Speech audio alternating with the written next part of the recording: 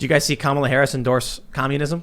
Straight up, just straight up communism. Straight up, like. Yeah. Yep. I mean, I don't know, like if she actually, signed off on that video being posted on her account, or that's right, she is. Yeah, you're right. That is actually, yeah, you're right. Okay, so hold on. She didn't literally say, "Comrade, we must, start communism." She said, "We must give people resources so that we all end up in the same place." Same thing. And it was like a video explaining how she said, granting people equal resources for competition is not the way.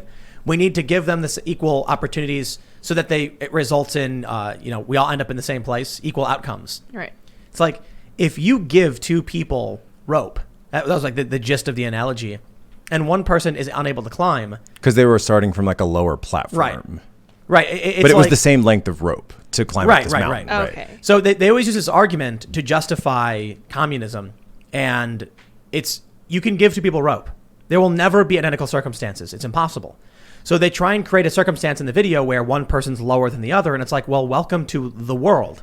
There's literally nothing you can do. Can I admit, like even from just personally, like so we were just down in your basement earlier, and where you're setting up a skate park, and it's like I might be physically taller than you, but you're a way better skater than me, right? So you're going to get to that 6-foot ramp. So there's higher than I am. So it just is what it is. Well, for context, there's a 6-foot tall half pipe in my basement, and very tall ceilings. And on top of one side is a lounge chair, a coffee table, a refrigerator full of drinks, and a TV.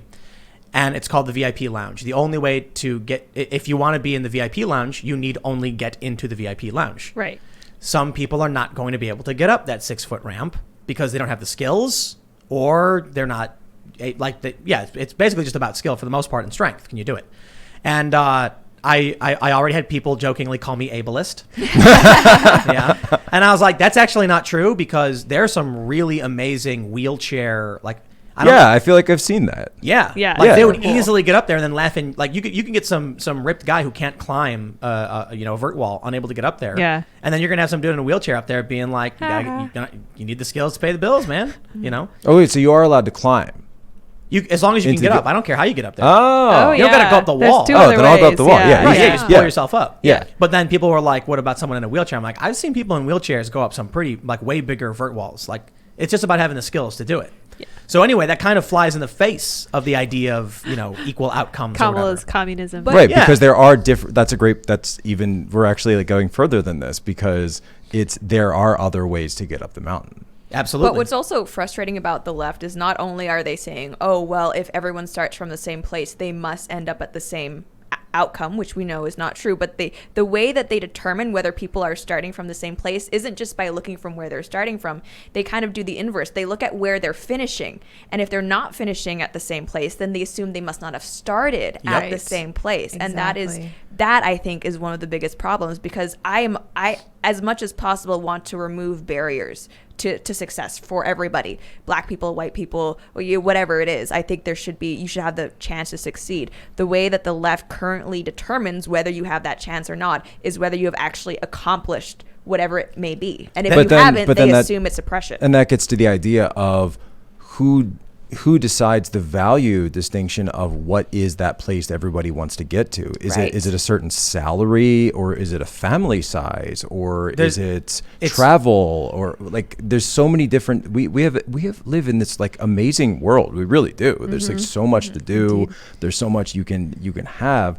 And those are the types of opportunities that I'd like to open, the idea of choice. But there's no upper limit. Why would you? We talk about this all the time. At various points. Rockefeller would be in awe of the comfort we live in if he was transported right now. Oh yeah, the richest man, the oil baron, the people running the East India Trading Company. If they came here, they'd be like, the water is clean and you don't get parasites, and you can take a shower whenever you want. Just turn a knob and then boom, there's hot water. I always bring this up in time travel discussions. Oh, I wish I lived in this period. No, you really don't. You really don't wish you lived in the past. 3 months at sea, 20% of the people on the ship would die. No. And you're like, we'll make it there some. And then you make it to North America, and it's like, we're here. And you're like, there's literally nothing on the shore. I know, start building. Well, that's what my mom is, one of those women who loves period romances where everyone's like wearing a bonnet. I cannot, when I'm watching those, get in a romantic mood because I'm just thinking everyone must have smelled bad. Can't take a bath. Yeah, you can't take a bath. You can't brush your teeth. I mean, you probably have at least a little bit of scurvy. It's not a romantic time. Seriously. You know, there's actually this whole and we're just totally off on a tangent right now, but but Tim's allowing it, so I'm totally doing this. I'm a Chris Walsh moderator, not a Kristen Welker moderator. That's right. Mr. President. That in the Middle Ages, that you ever notice when you're reading anything from medieval times that they always talk about drinking mead like all the time. Yeah. They didn't have water. So studies right, because they didn't have clean water, so they knew that was clean because it was purified. And so that people just were like a little bit more buzzed all the time, sense. which explains a lot about the Middle Ages. It totally does. And then it's right before the Renaissance, coffee is introduced to Europe. Yeah. Okay. Makes sense. So there's like this whole idea of, is it, your alcohol versus your caffeine? That makes sense. A lot of sense. And I like What it. were we talking about? I don't remember. I do not Way off. remember. Oh the yeah. election. Communism. Oh, right. But also right. we were talking about how it wouldn't be good to live in the past and how even Rockefeller would be in awe about all the comforts we have now.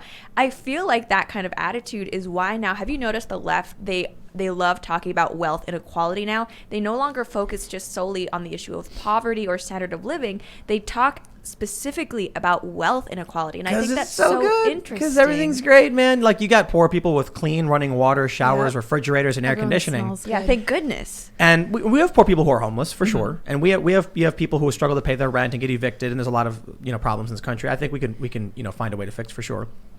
But the standard of living has become so incredible. The question I think you were bringing up is, where would they be satisfied with everyone being? What's that marker where it's like, okay, here's where everyone should be? And they'll tell you it's like clean health care and clothes.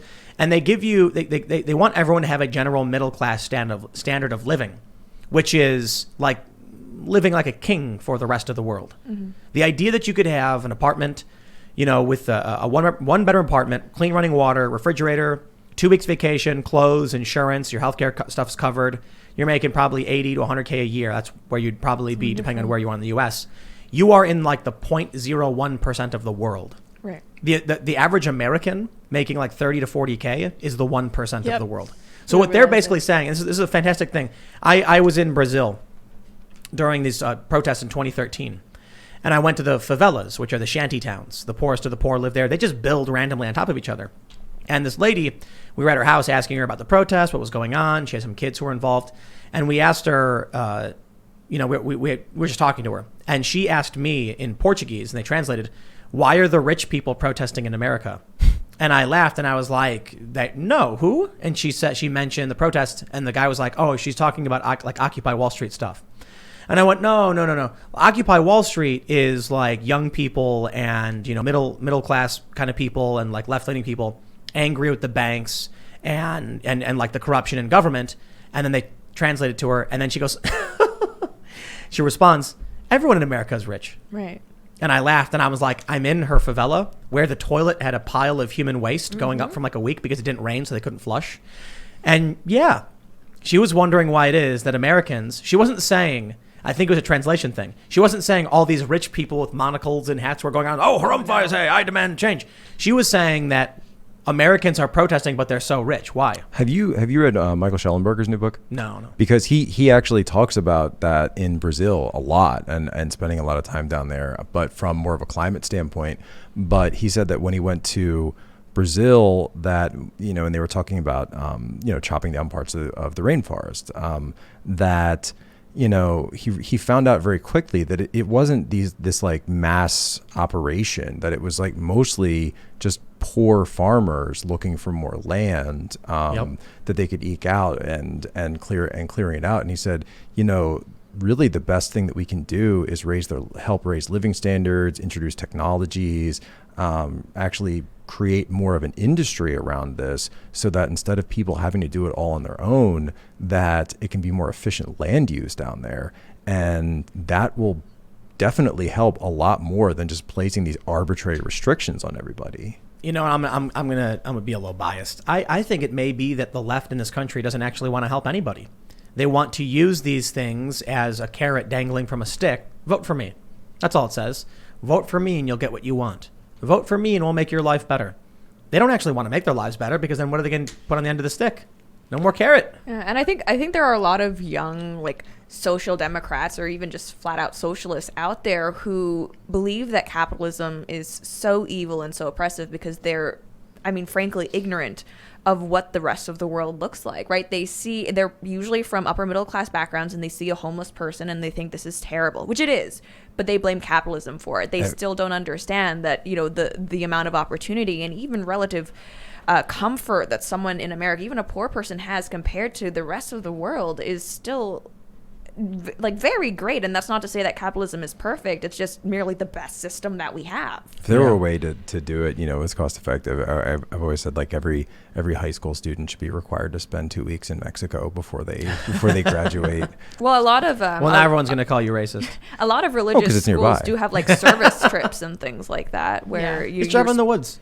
yeah, you're Just supposed to walk go. Or how and- about Appalachia? You know, if you Yeah, want to go exactly. say Yeah, something don't even else, need right? Mountaintop. the country. You know, you Mountaintop don't even have to removal leave the country. country. Just it's any place that has, like, serious poverty that's nearby, and to understand that, you know, most of these people at these protests are not experiencing the extreme. I mean, these kids in you know, like, Moorfield, West Virginia, where, you know, you're getting you don't have toothpaste and you're brushing your teeth with, like, Mountain Dew and stuff. Yeah. Like these stories that you hear, and it's like, why, you know, and we laugh at them, we make fun of them, Hollywood makes fun of them. The only time they make movies about them, it's some kind of horror movie. I got to tell my favorite story, and everybody who's listening is going to be like, I've heard Tim say this a million times, but my favorite example of, you know, Trump's strategy is when he had that well-done steak with ketchup. Remember that? Oh yeah. Yeah. Because poor people have well-done steaks with ketchup because they can't afford good meat. And the media started laughing.